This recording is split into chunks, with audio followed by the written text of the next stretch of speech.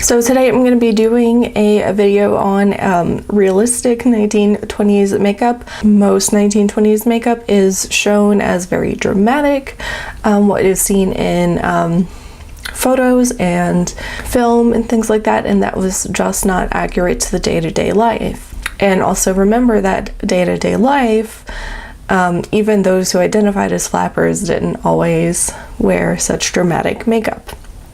However, the 20s was the first period of time since pre-French Revolution where a full face of makeup was super noticeable, or was acceptable and popular. So going back from my last video talking about how in the 1910s cosmetics started to become more readily available to consumers, where you could just walk in somewhere and purchase something and without it having to be hidden or like under the table kind of a thing.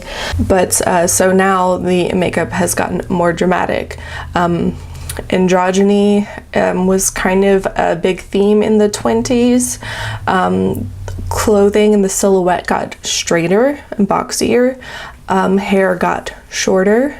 Even those who didn't opt to cut their hair, which most didn't until halfway through the decade anyway, ended up wearing their hair in what was either just an updo or what they refer to as a timid bob, which is what I've got going on today, is basically a fake bob. And I just so happen to have bangs that are long enough to make it look somewhat realistic, at least from the front. While pan stick, face coloring, and foundation type of products were available at that time, most people didn't use that on a day-to-day basis. A pigmented powder was generally used to even out the skin tone. Now, I don't have a very pigmented powder at the moment, so I do have some concealer on, but that's pretty much it. I'm just using Coty Airspun because that's just what I have out, and I'm just gonna super powder my face.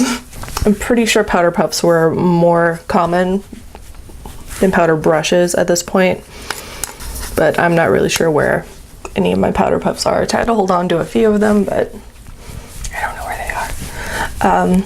Now, a slightly lighter color face powder was common. It wasn't seen like as a necessity as it was in the past. I'm so pale already that kind of lightening my skin is a little hard. But brows were done for sure. They weren't super heavily filled in. They were filled into an arched shape, which is kind of closer to my natural shape. I usually try to fill mine in straighter, but I am going to fill them in a more arched shape today. Let's see if I can do this without like getting crazy up into the mirror.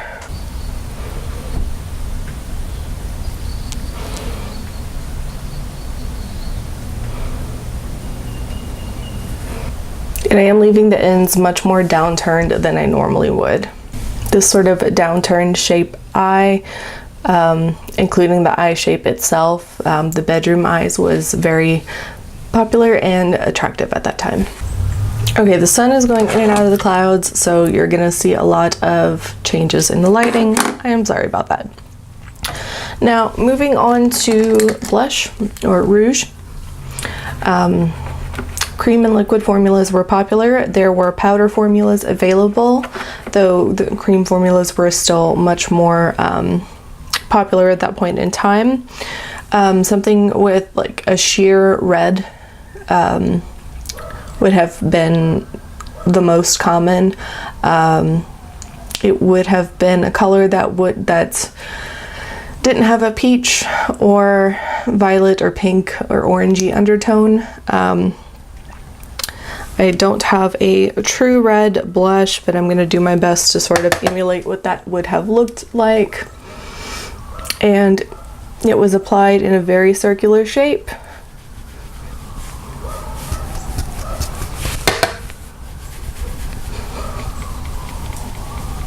To the cheeks, because the round shaped face is what was the goal. And you can see it's not super blended, but that was the thing. So you can see, even though I didn't have a color that was specifically red, it reads as like a sheer reddish color on my face. It doesn't lean pink, it doesn't lean peach. So I just kind of mixed a few colors to get to this. And it would have been, see, my skin is getting shiny now, but it would have been a natural satin to matte finish. Next would have been eyeliner.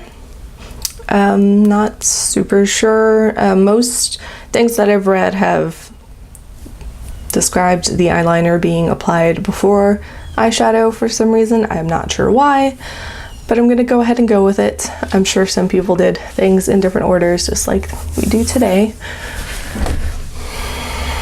But I have trouble with this, so I'm just gonna get really close to the mirror. I'm gonna apply some to my upper lash line and smudge it out, and then lower lash line and smudge it out. I'm just going to be applying a small amount to my lower lash line. Especially with modern makeup, most people want to focus on lifting the outer corner of the eye, but that was not really a thing at this point in time. Like I said before, the downturned sort of bedroom eyes were what was popular. So even if my eyes are naturally downturned, so it works well with me, but even if your eyes are not, you would want to try and draw the outer edge down a little bit instead of lifting it like you normally would want to. Okay, matching eyeshadow to your eye color was a really big thing back at that point in time.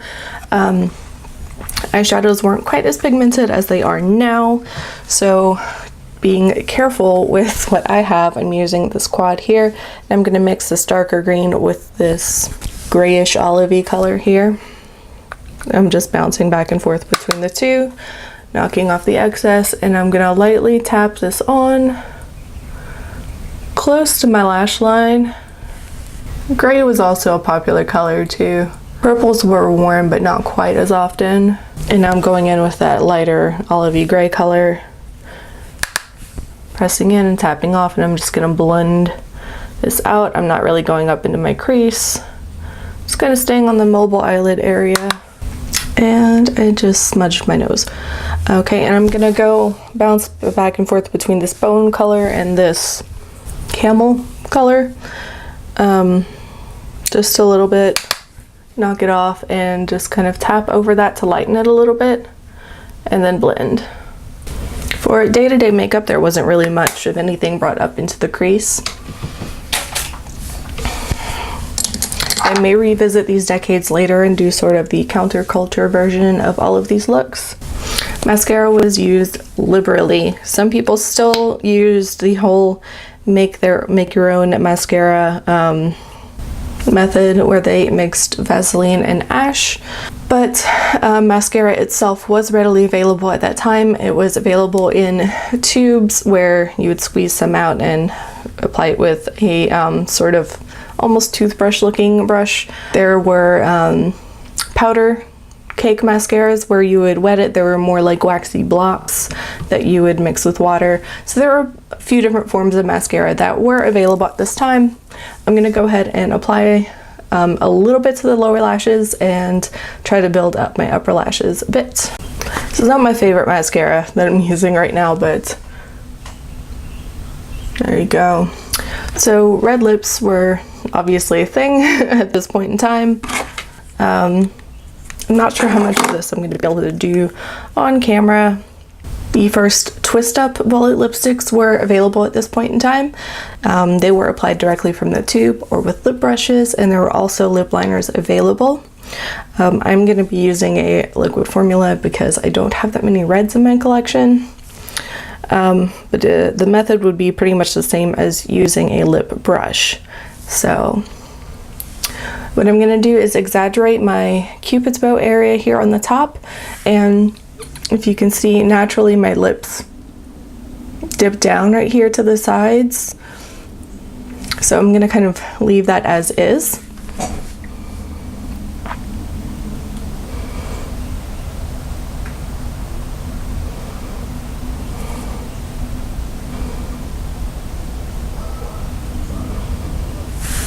There you go. And I'm going to try to make my bottom lip sort of match. So not as successful as I wanted. So I'm gonna wipe the corners off here. Press my lips together a little bit. Some people would have even brought the edges in a little bit further, but like I said, this is like a day-to-day kind of look. This would have been the more authentic version of what people would have worn on a day-to-day basis in the 20s. So, a couple of things I did want to share. The nails were very interesting at this point in time. Red obviously was a very popular color, but there were also some mauves and stuff. I don't have a ton of red nail polish right now, and I also wanted to choose a lighter color so that it would be more forgiving as far as the style goes. But so the half moon near the nail bed here was left bare, as was the tip. So it was basically just the center of the nail that was painted. I do have a lighter base coat laid down, so I am cheating a little bit because my nails are stained because of how often I paint them. And my cuticles are absolute wrecks, so do forgive that. But yeah, so I did this with nail vinyls. How they did this with freehand, I have no idea, because even with nail vinyls, this is still janky.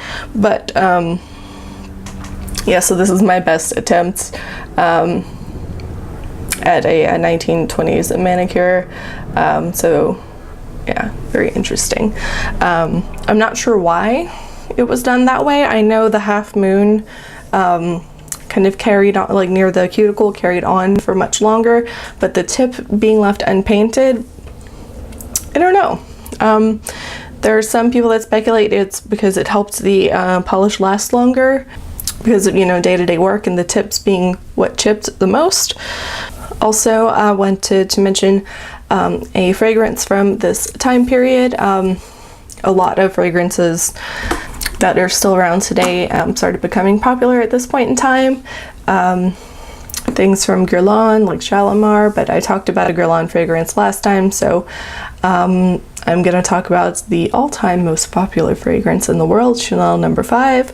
This came out in 1921, and it was extremely popular, and it still is to this day.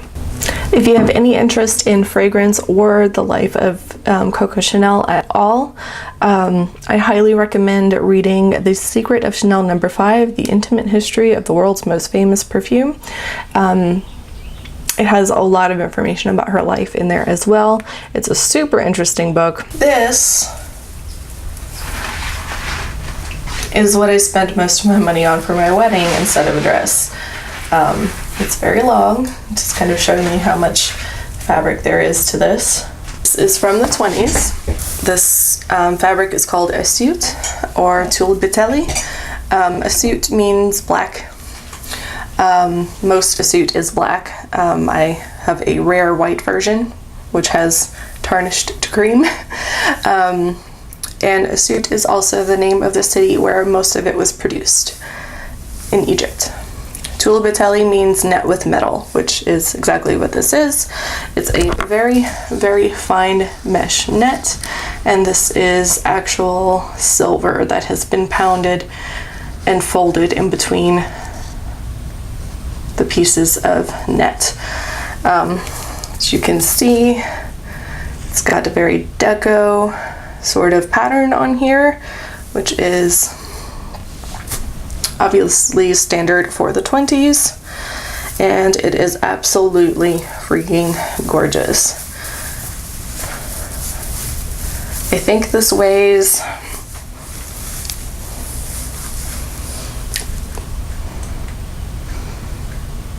between 2 and 3 pounds. So yeah, that's a lot of silver. So yeah, I just thought that was interesting. Then I wanted to show something that I had from the 20s. That is all I've got for you today for this video. Thank you so much for watching. If you are new here, please subscribe. It really helps me out a lot, and it means a lot to me. And until next time.